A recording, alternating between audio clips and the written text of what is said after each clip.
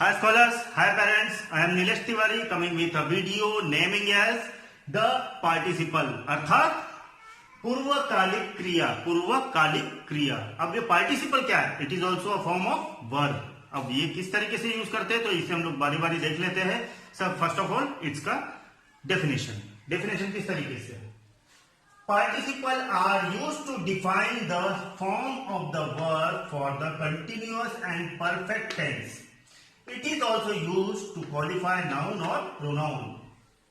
अब पार्टिसिपल यानी क्या होता है? पार्टिसिपल यानी वर्ब को हम लोग प्रेजेंट टेंस में या तो पास्ट टेंस में किस तरीके से हम लोग एक क्रिया को यूज करते हैं, यानी भूतकाल में या वर्तमान काल में हम लोग किस तरीके से उसे यूज करते हैं तो उस पर डिपेंड करता है। तो उसे ही कहा जाता है पार्टिसिपल। यानी कि एक हम अपने लैंग्वेज में कहेंगे कि वर्ब के साथ छेड़छाड़ करना काल के रूप में यानी कि वो कार्य हो चुका है या हो रहा है, उस पर डिपेंड करते हुए हम लोग वर्ब के साथ छेड़छाड़ करते हैं।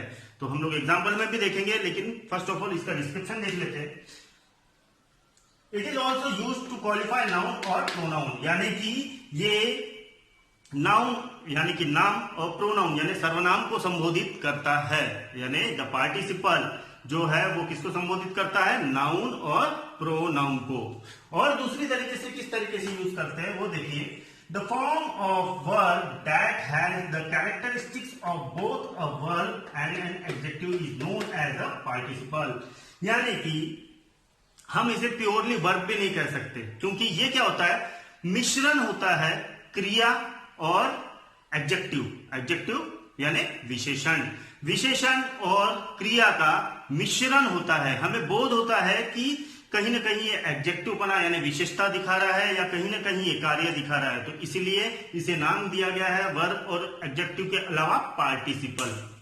तो इसे वर्बल एडजेक्टिव भी कहा जाता है, यानी कहीं वर्ब का भी बोध हो रहा है, कहीं एडजेक्टिव का भी बोध हो रहा है, यानी कि क्रिया और विशेषण दोनों का बोध हो रहा है, इसीलिए इसे कहा जाता है पार्टिसिपल। अब एग्जांपल के थ्रू समझ लेते हैं ताकि आप लोगों का कंफ्यूजन दूर हो कि ये किस तरीके से यूज होता है। एग्जांपल है Sheela is going home. Sheela is going home.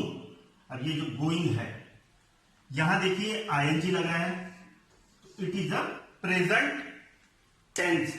अब हमने क्या किया? गो, इसका रूट वर्ब क्या है? गो इज द रूट वर्ब यानी कि मेन वर्ब जो है। अब इसके साथ छेड़छाड़ क्या हुई है कि हमने दिखाया गया है कि प्रेजेंट टेंस। अब प्रेजेंट टेंस दिखाया गया है यानी कि वो कार्य पूरा हुआ नहीं है, तो going home, Sheela is going home यानी कि शीला घर जा रही है। शीला घर जा रही है। कौन घर जा रहा है? शीला। तो ये जो गोइंग है ये रिप्रेजेंट किसको कर रहा है? शीला को। तो इसीलिए यहां जो लिखा गया है कि नाउन को पार्टिसिपल क्वालिफाई करता है, तो यानी कि शीला को ये क्वालिफाई कर रहा है कि वो अब घर जा रही है। ये हो गया एक पार्ट। अब दूसरा पार्ट जो कंफ्यूजिंग वाला है कि अब देखिए गोइंग है, home is also a noun, Sheela is also a noun, ठीक है। अब इज जो मैंने पहले आपको बताया था, याद है? हेल्पिंग वर्ब, तो इसे हम लोग कहेंगे वर्ब। तो फिर ये गोइंग क्या है? तो ये होम के लिए कहीं ना कहीं एडजेक्टिव का काम कर रहा है यानी विशेषण का काम कर रहा है। शीला घर, लेकिन कहां? जा रही है। जा रही है घर, जा रही है घर, कहीं भी जा सकती है, लेकिन वो डिफाइन किसको कर रही है? घर को, कि वो घर जा रही है, घर जा रही है। तो यहां कहीं ना कहीं बोध हो रहा है कि होम के साथ भी ये जुड़ा हुआ है एज एन एडजेक्टिव यानी विशेषता, विशेषण के साथ जुड़ी हुई है होम के साथ। तो यहां कहीं ना कहीं हमें बोध हो रहा है कि इट्स अ वर्बल एडजेक्टिव।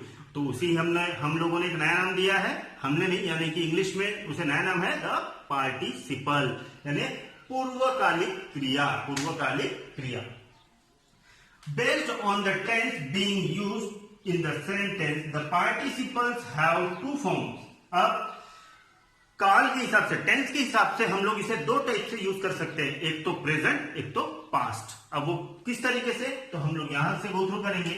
सबसे पहला आता है प्रेजेंट पार्टिसिपल। देखिए ये दो पार्ट है इसके, प्रेजेंट पार्टिसिपल, पास्ट पार्टिसिपल। तो present participle that indicate the action is going on और इट्स इनकम्प्लीट और इज इम्परफेक्ट, यानी कि जब प्रेजेंट पार्टिसिपल हम लोग यूज करते हैं, प्रेजेंट पार्टिसिपल यानी आईएनजी लगाना साथ में, आईएनजी, वर्ब प्लस आईएनजी। जो मेरे स्टूडेंट है उन लोगों को अच्छे से पता है कि फॉर्मूले बेस्ड वर्ब प्लस आईएनजी क्या होता है, ठीक है। तो हम लोग प्रेजेंट पार्टिसिपल कब यूज करते हैं? जब वो कार्य पूरा नहीं हुआ है, यानी कि हो रहा है, यानी कि कंटिन्यूशन में है, कंटिन्यूशन में है, तो हम लोग क्या करते हैं? वर्ब प्लस आईएनजी लगाते हैं। इस कॉल अ प्रेजेंट पार्टिसिपल। जैसे कि शीला इज गोइंग होम, ठीक है, तो यहां आईएनजी लगा दिया हमने गो में, तो यानी कि ये कार्य पूरा नहीं हुआ, शीला अभी भी घर जा रही है, तो इसे कहा जाता है प्रेजेंट पार्टिसिपल। इसी का opposite past participle. Past participle में क्या होता है? That indicates the action completed, यानी कि वो एक्शन खत्म हो चुकी है, वो घर पहुंच चुकी है, शीला घर पहुंच गई है।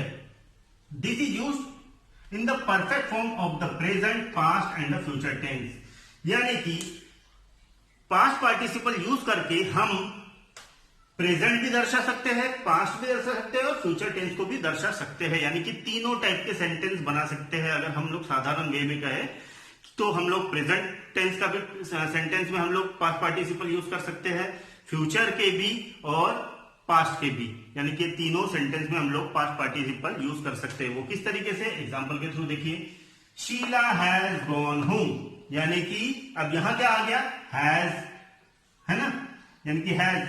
अब ये हैज है तो ये प्रेजेंट हो गया। वो टेंसेस आप लोगों को तब समझेंगे जब मैं टेंस का क्लास लूंगा। Sheela is noun, gone is verb, home is noun.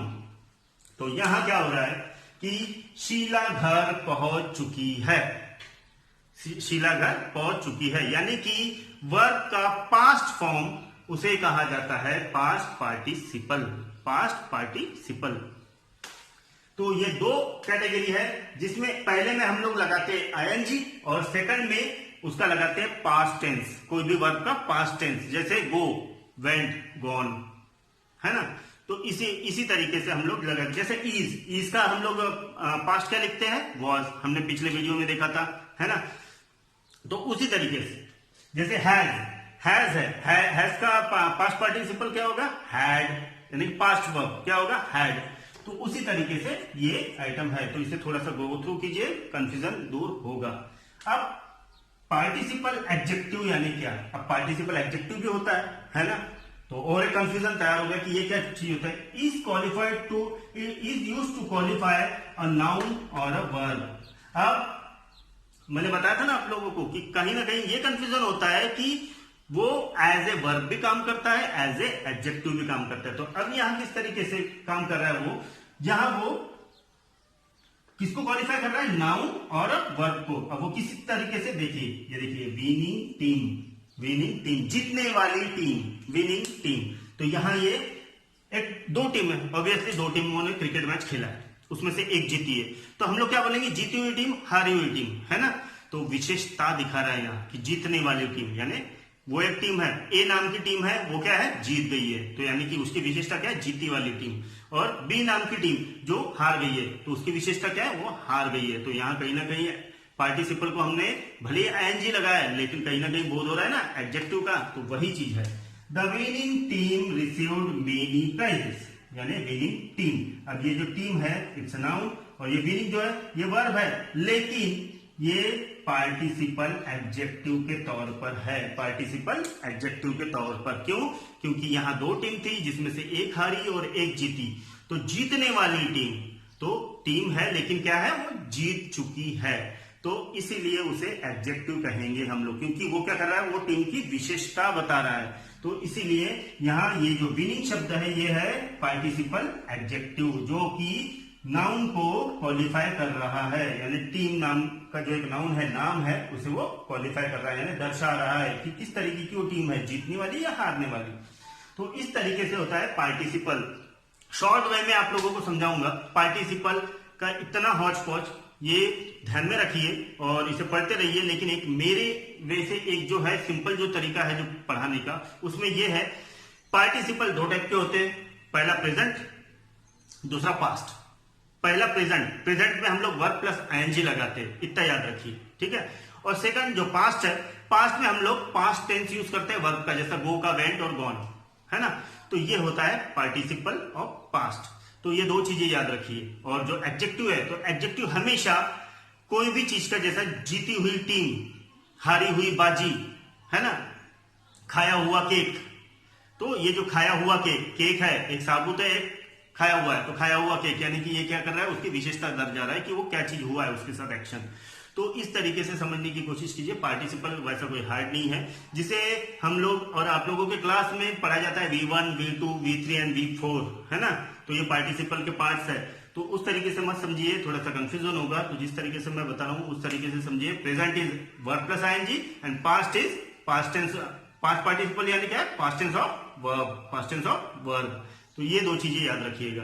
तो ये टॉपिक बड़ा ही आसान जाएगा, कोई हौच-पौच नहीं है और ना ही कोई कंफ्यूजन वाला है। तो 2-3 बार आप अगर ये वीडियो अगर देख लेंगे और इसे पढ़ लेंगे और अपने बुक में नोट डाउन कर लेंगे तो आप लोगों को ये आसानी से आ जाएगा। हम लोग फिर अगली बार नया टॉपिक लेके मिलते हैं।